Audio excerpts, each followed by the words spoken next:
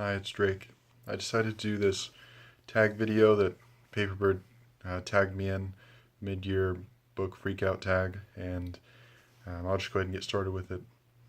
The best book I've read so far this year is Tristram Shandy. The best sequel I've read so far is Montano's Malady. The new release I haven't read yet but want to is Fragments of Lichtenberg, and then I also put The Evenings by Gerard Rev.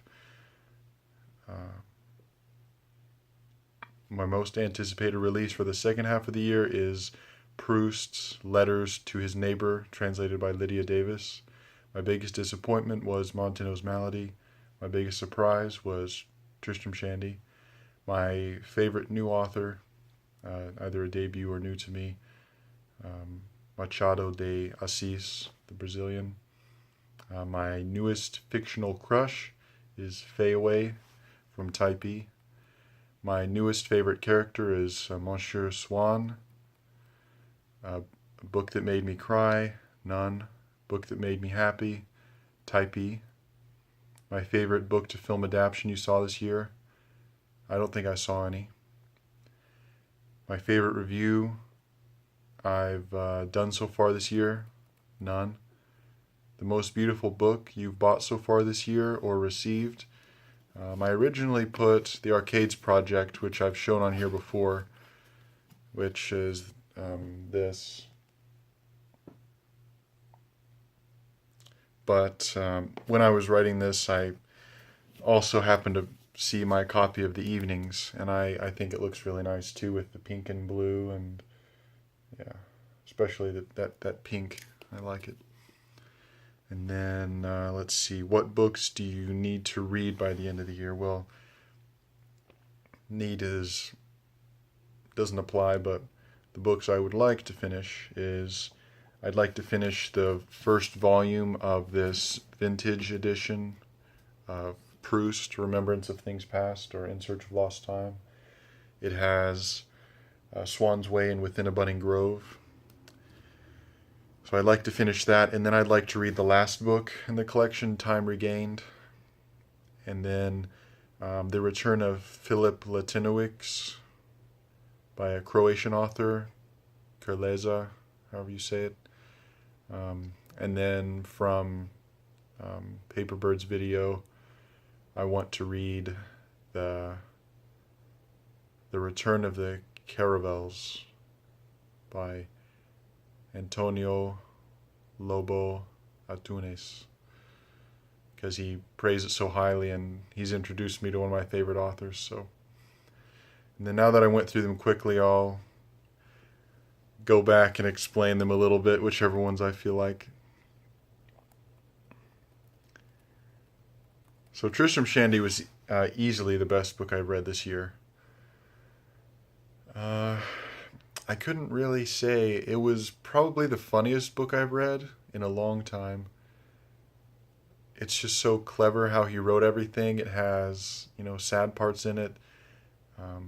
One of the things I liked was you could tell he had read Anatomy of Melancholy, and apparently he quoted some parts in it. I couldn't tell exactly any exact quotations, but he definitely included some ideas from it, and I really like that book, and I like the sort of like erudition it has. It also is just perfect. It's digressive style. I think Javier Marias was maybe the first, or anyway, he translated it into Spanish, and in his interview about it on YouTube, he mentions that digressive style and how it affected his own writing. The best sequel and my biggest disappointment, Montano's Malady. And I have to say that my biggest disappointment was not much of a disappointment, because I don't know, I either have a really wide taste, which I don't think is the case, or I can pick books well that I want to read. And so I don't read many that disappoint me. I don't buy many that disappoint me. And I don't finish many that disappoint me. But Montano's Malady is the second of 3 books. Starts with Bartleby and Co., then Montano's Malady, and then Dr. Passavento. The third one has not been translated into English. It follows kind of like in the line of Borges. This confuses fiction with reality. It blends authors and reality. You can't really tell what part is from a biography of an actual author or from the fictional characters that Villamatas places in the world. And even the book that is being written, Montano's Malady, affects the actual, real life book. And yeah, I think it's interesting. It's definitely worth reading still. Let's see, my most anticipated release for the second half of the year. I really don't pay attention to releases. The only one I've been waiting for any amount of time, really, well, there's 2, but one of them is The Passenger by Cormac McCarthy. I really wish, I don't make wishes, but I really wish that came out. I cannot wait for it to come out. But the other one I would like to see is Berlin Alexanderplatz, which I think is coming out in January of 2018. There's a new translation. The old translation is by Eugene Jolas, I don't know how to say it, but he was friends with Joyce and all them in Paris, and people have said it's bad. I haven't read the whole thing. I've read part of the beginning, and it seems okay to me, but anyway, I'd like to see, I think it's a Michael Hoffman, something like that, is translating this new one, so he's translated a lot, so I'd like to see that. And then my Proust's Letters to His Neighbor, I think that'd just be neat. He's a funny guy. There's that one quote of his where he wanted to write a letter, and he said, like, pardon me for the disturbance, but I seem to have left my cane at your house. Please bring it to me. And then he says, P.S. I just found my cane. Please forgive me, or something like that. But I think it'll be funny. And right now I'm reading the first book of, Swan's Way, and I've been really enjoying that.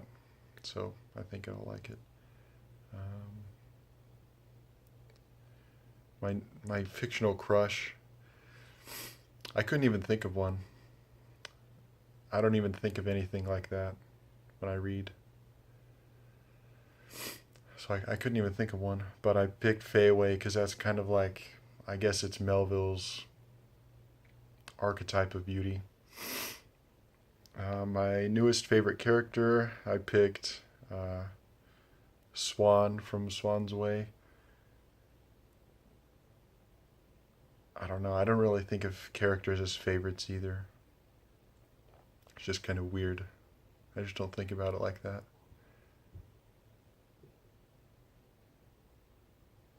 But I like Proust's character sketches. He has Swan. He has the main character. He has that novelist Bergot. He has his aunt. He has Legrandin. Who else? He has that composer, which I thought it was so interesting, and it made me kind of think of my booktube stuff, because the composer in there, in the book, if you haven't read it, he's especially humble. And one of the scenes he mentions is one time the narrator's parents go to the composer's house, and he had been writing some music at the piano, and he had some sheet music on the piano. And just as the narrator got up there, the parents were about to come in, and he saw the composer take the paper off the piano and I think shove it under the piano or, hide it on the desk, because he didn't want to talk about something that would please him. And in conversations, he would always bring up the things that would be the least interesting to him. And I'm just like, yeah, I would never do that. Or at least I have no, I mean, I have an inclination to do that, but it's just, I was thinking about the length of these videos, and it kind of got me thinking, and I don't want to say anything or whatever, but one other person who makes like book videos made a comment that no one wants to watch long videos. And I don't want to be like self-pitying and bait sympathy, but I can see where he's going with it. But I personally would rather have a long video I like than a short video I like. So, yeah, I guess that's it. My favorite movies are all almost 3 hours long.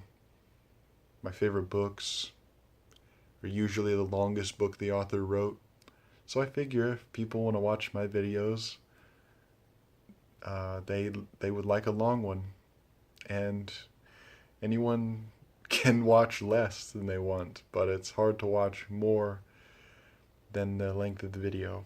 So, and as far as the book that made me cry, the last time I cried from a book was, I think, when I was 17. And I think it was The Road by Cormac McCarthy. Yeah, that was it. And I just don't cry from books. The only time I could think, like, I tried to give this some thought, and the only time I could think that I cried from books is, like, it's kind of like secondhand, where the book will make me think of something else, and then maybe it'll, bring out emotions, but I couldn't think of one recently that did that. Yeah.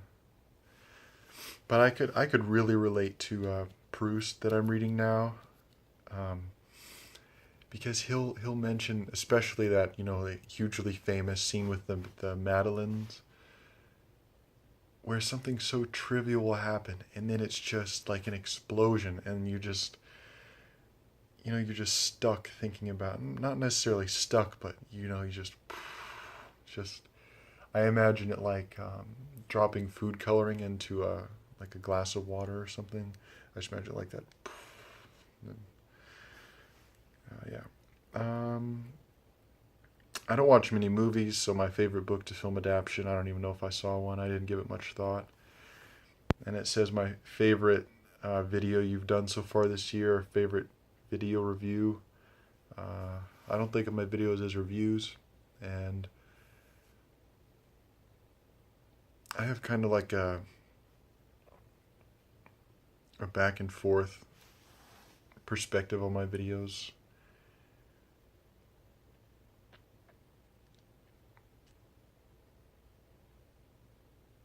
Because if I had to tell the truth, I would say I don't try really hard on the videos. As far as editing, as far as planning ahead, as far as trying to think of funny things to say, or little skits, or whatever. But as far as like, I would say the background effort, which may be reading up on authors, reading good books to talk about, only talking about things that interest me, I would say I do pretty well in that part. But I would do that anyway, more or less. So I kind of go back and forth between thinking my videos are not worth watching and not worth uploading, not worth recording, and then going back to say, well, maybe someone who has similar interests, or someone who I'd be friends with if we lived closer or met each other, they may like these. And I think that's reasonable, because I like watching other people's videos. But and I'll finish with the books I want to read by the end of the year. So I want to read this book of Proust, and then I want to read his the last volume, because I read that it's kind of like twofold. I read that he worked on the first volume, Swan's Way, along with the last volume in the very beginning, and then he just kept adding stuff to the middle. And there was this German author, Jenny Erpenbeck, and she was asked in an interview, what is the one book that you wish you would have read sooner? And she said that book, the last book in Search of Lost Time. And that for some reason stuck with me. I read that interview maybe a year and a half ago, and it stuck with me. So I think I'm going to read the seventh volume after I finish maybe the Swan's Way, or maybe Within a Budding Grove also, even though it's out of order. I'll see if it works. And then the Return of Philip Latinowicz, that's a Croatian novel. I don't know much about it, but I know it's about a painter in the early 20th century. And I've heard it's pretty good as far as modernist stuff. He's apparently one of the best Croatian authors. I don't know anything about Croatia.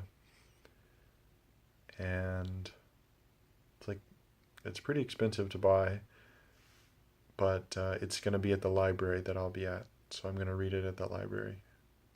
And then the Return of the Caravels.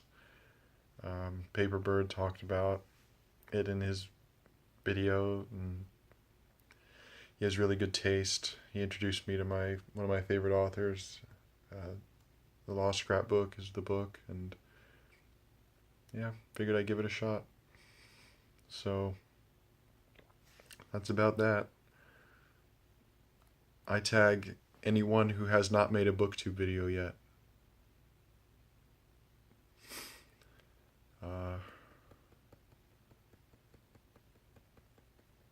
Yeah, I guess that'll be it. Death is a Gang Boss.